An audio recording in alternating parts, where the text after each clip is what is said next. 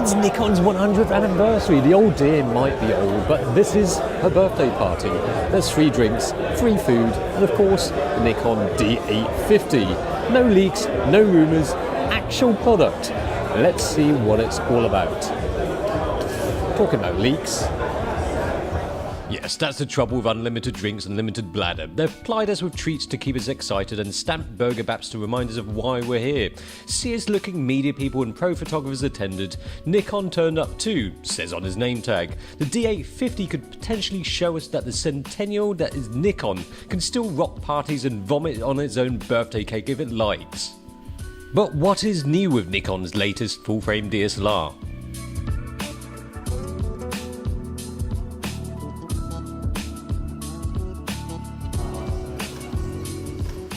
So when you're shooting birds, which one would you kind of go for? More megapixels or?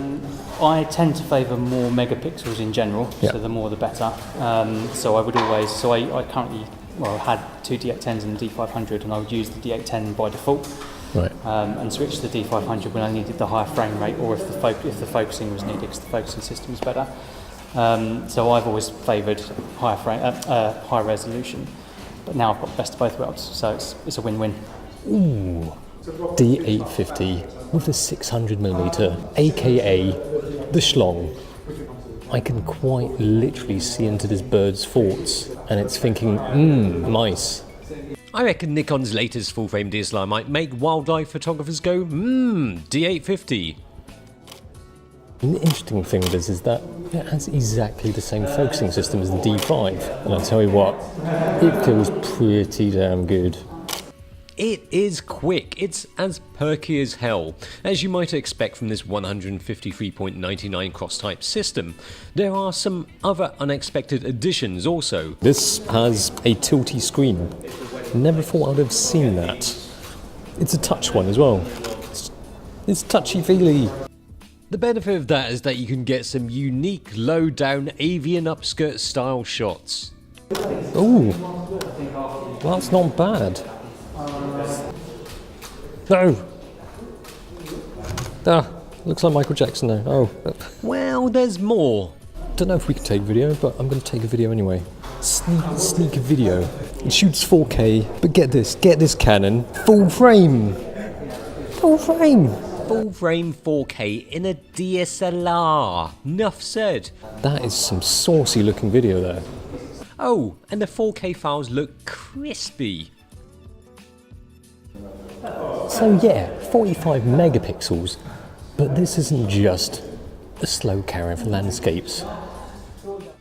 And they used a scenario where it's alright to kick a lady in the face to illustrate this. And that's the interesting thing about a D850 is that even though it's high resolution, it's got a good burst rate as well. 7 FPS is not bad considering the gargantuan resolution, but 9 FPS with a battery grip, that's mental. Okay, fight, please.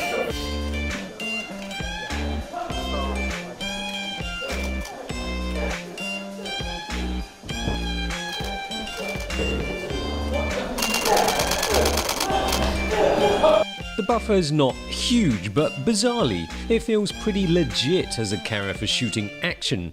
And I love that big bright viewfinder, largest for an FX camera apparently.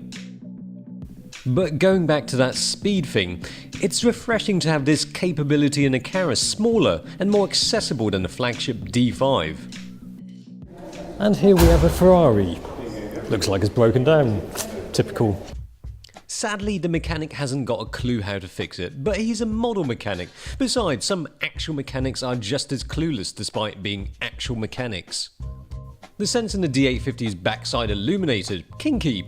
Despite the epic pixel count, they've kept the images from going all noisy and stuff. ISO 25600 still looks tidy. The shadows on these JPEGs look thoroughly respectable. I have to say, I'm quite pleasantly surprised that Nikon seems to have just chucked everything at this.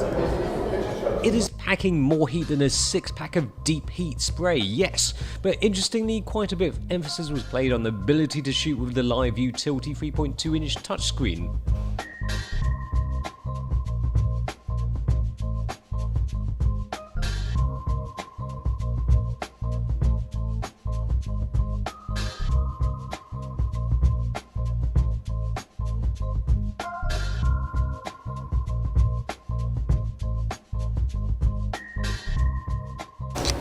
Now, the cool thing with this is that with the touchscreen, of course, you can use it to focus, compose your shot, but you've got completely silent shooting for sneaky shots.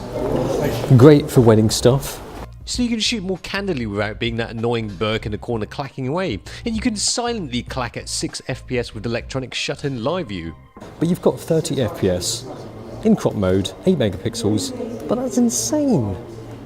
Not only can you be sneaky, aka pervy, but you can do it a lot quicker. I mean, I get it, but I'll probably use it with manual focus. It's got peaking after all. Are you listening, Canon? Its contrast detect AF in live view shooting. Don't expect the same kind of speed with the focus you get in non-live view mode. And also, the screen in live view burst mode doesn't seem to refresh the live image quick enough. Still, shooting in live view using electronic shutter is useful if, say, you're shooting time lapses. And the D850 has an inbuilt 4K time-lapse feature with the ability to shoot 8K time-lapses. This is something I didn't get to test out today. In fact, none of us did, but I'd love to test this out in the full-on review if I get a chance. Please, Nikon. But the D850 has shown us two things today. One, DSLRs are live and kicking, and two, Nikon are spot on with this.